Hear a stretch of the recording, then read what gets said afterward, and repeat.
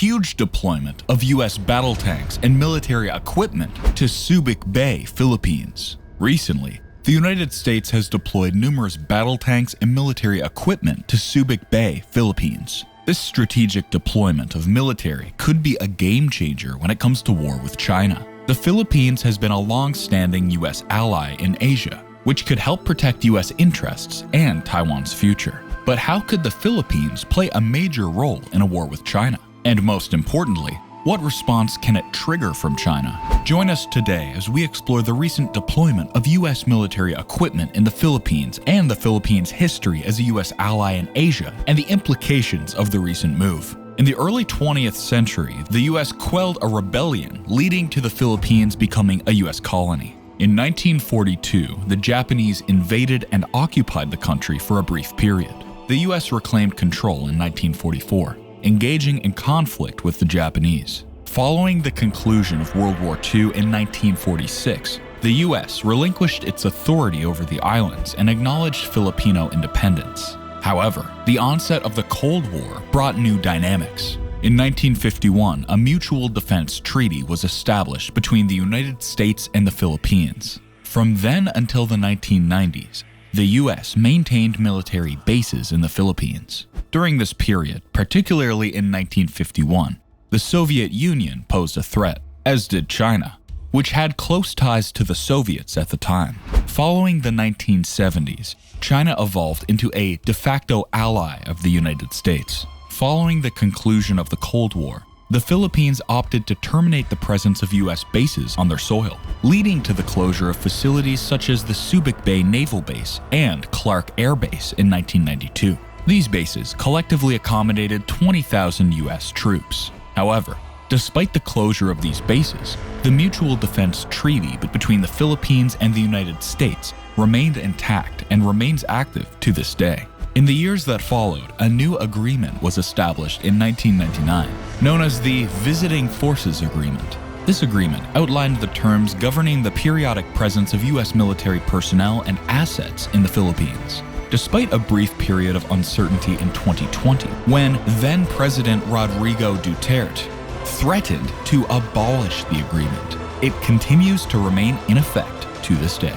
During that time frame, the United States and Filipino military frequently conducted joint military exercises. However, in 2014, amid growing concerns about China's expanding power and its land reclamation activities in the South China Sea, another agreement was reached. This agreement, known as the Enhanced Defense Cooperation Agreement, provided for extended stays for US military personnel compared to the previous visiting agreement. Additionally, it granted the United States permission to construct and operate specific facilities within Philippine military bases, serving the interests of both the United States and Filipino military forces. Although the agreement prohibits the establishment of permanent US military bases, it permits the deployment of troops and equipment to designated locations, with the US exercising operational control over these sites. Due to the nature of such agreements, it wasn't until 2 years later, in 2016, that the first locations were determined,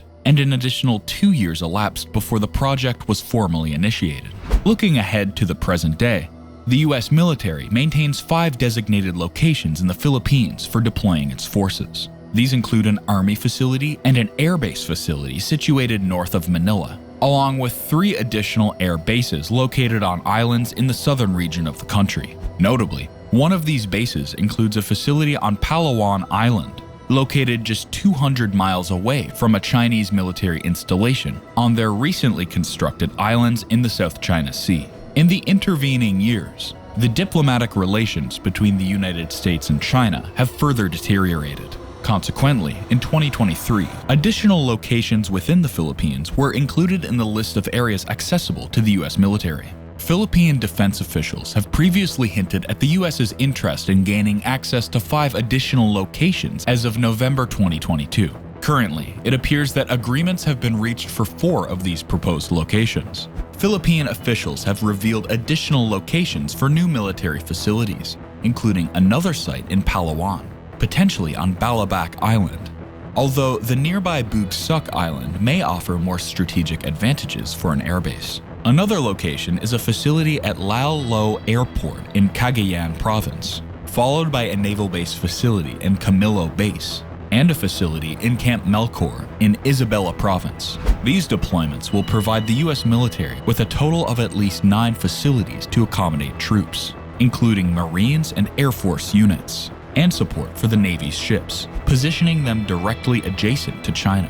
Situated just 500 to 600 miles away, these bases will enable efficient projection of air power in close proximity to China. Additionally, a secondary set of bases located slightly farther back will serve as support or secondary bases to bolster military operations in the region. The troops stationed in Palawan hold significant strategic importance as they possess U.S. ballistic rockets capable of targeting 2 of the major 4 Chinese bases in the South China Sea. Although China maintains several additional outposts in this region, a portion of them would also fall within the range of these rockets. However, the primary focus for the United States would likely be the 4 larger islands housing air bases, which serve as key targets. These artificial island bases, despite their small size, are susceptible to continuous missile strikes, making them easier to neutralize compared to larger territories like Palawan or Okinawa. The United States is slated to begin deploying its precise strike missiles in 2024, which will gradually replace the ATAC EMS system. These missiles boast a range exceeding 310 miles, with each HIMARS launcher carrying 2.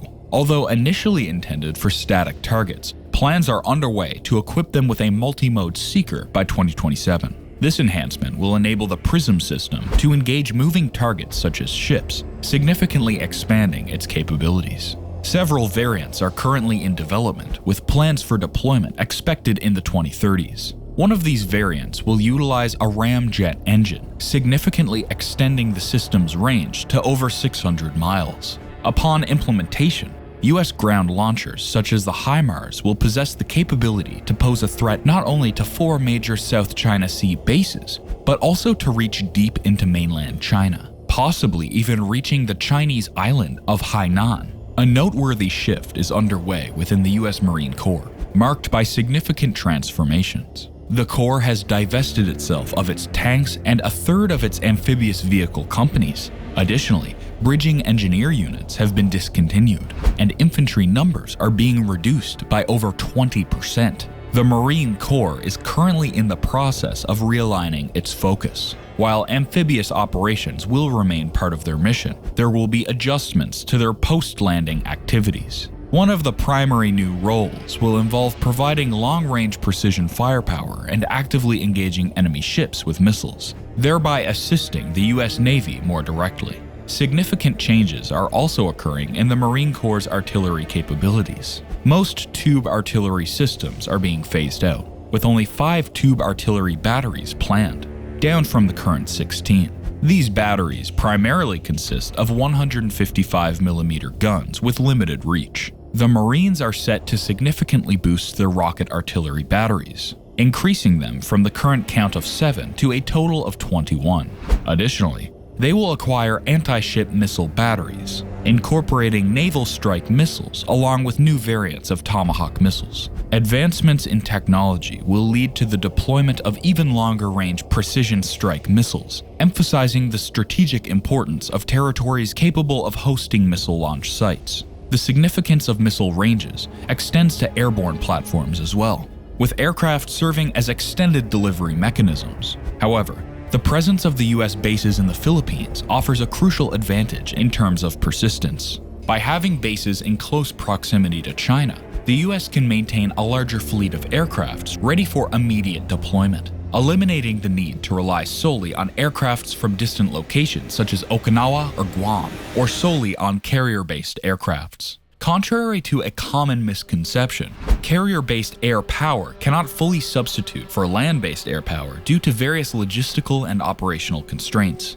The United States faces a strategic decision regarding its 11 major carriers. Whether to deploy 7 to 8 carriers in a surge of operation for several months, leaving the fleet without carriers for a period afterward, or to dispatch 4 carriers and maintain that number over an extended duration. Each carrier typically accommodates around 50 combat planes, including Growler jammer aircrafts, which amounts to relatively modest numbers. In comparison, the potential of land-based air power stationed on the Japanese Ryukyu Islands and in the Philippines is considerable. Moreover, aircraft carriers are not ideally suited for sustaining numerous sorties per day over extended periods. Land-based aircrafts, benefiting from greater support available at air bases, could potentially perform around 50% more sorties over the course of several months. While carriers would undoubtedly play a role, they would represent a smaller component of the overall air forces. Hence, the presence of Philippine bases assumes critical importance for the United States military strategy.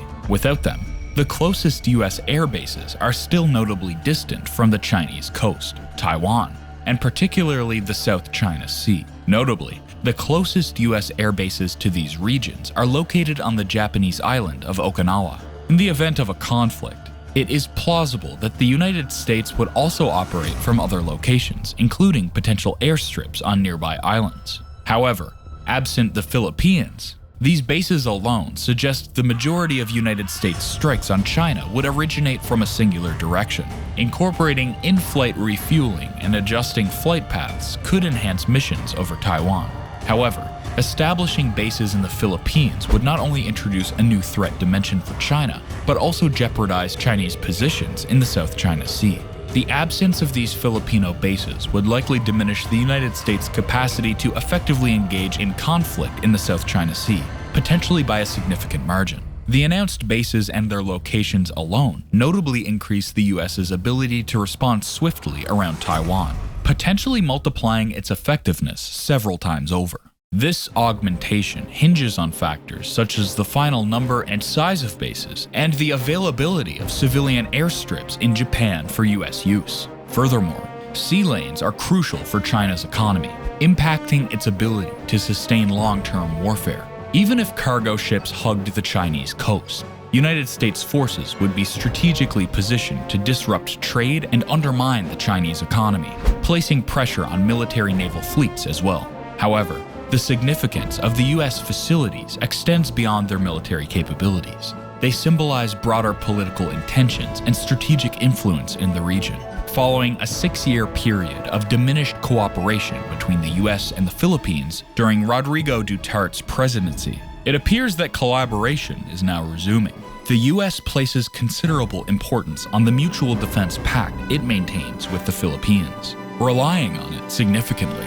In the event of an armed conflict between the US and China, the Philippines has committed to supporting the US. While this support may not manifest through direct involvement of Filipino armed forces, it holds immense strategic value for the United States: access to Philippine territory. The geographical positioning of the Philippines offers an almost ideal location for US forces to project their power in the region. In the scenario of an actual conflict with China and the activation of the Mutual Defense Treaty, the US will depend not only on the handful of bases it currently has access to, but on the entirety of Philippine territory as staging grounds for its aircraft and missile troops. In the fog of war, distinctions between territories may become blurred, amplifying the importance of the Philippines as a crucial asset for the United States military strategy in the region. Inevitably, there will be civilian casualties, with some Filipinos potentially losing their lives as China and the United States engage in conflict.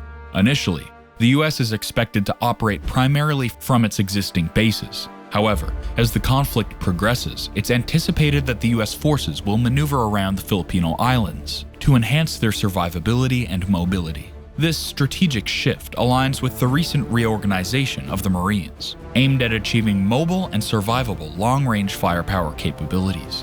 While there remains a slight possibility of future opposition from Filipino governments regarding US presence, historical cooperation, the Mutual Defense Treaty, and recent improvements in bilateral relations suggest that the Filipino government will likely offer support to US forces. Consequently, the landscape of US bases in the Philippines could rapidly evolve from a handful to numerous mobile outposts and bases, significantly complicating China's targeting options. Due to the extensive expanse and intricate terrain of the Philippine archipelago, predominantly covered by rainforests, China is expected to face challenges in tracking and engaging most of the US forces there from air, at least most of the time.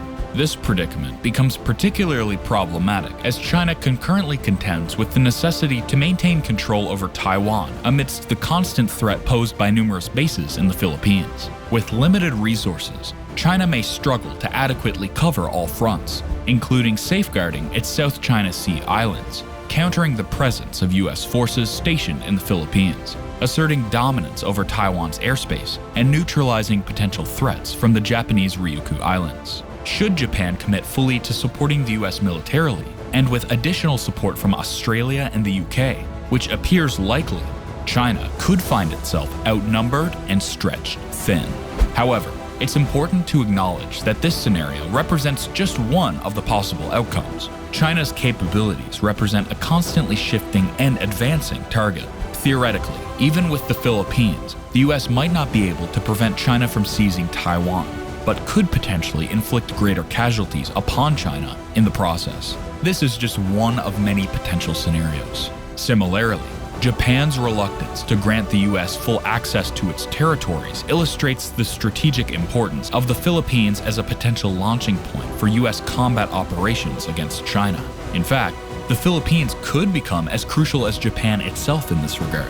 While Japan possesses the size and infrastructure to accommodate most US forces, its geographical position only covers half of the potential front against China. The Philippines could fill that strategic gap, providing support from another angle from the south, and effectively threatening a significant portion of China's coastline. That seems enough for today's video. Thanks for watching, and be sure to subscribe for more content like this.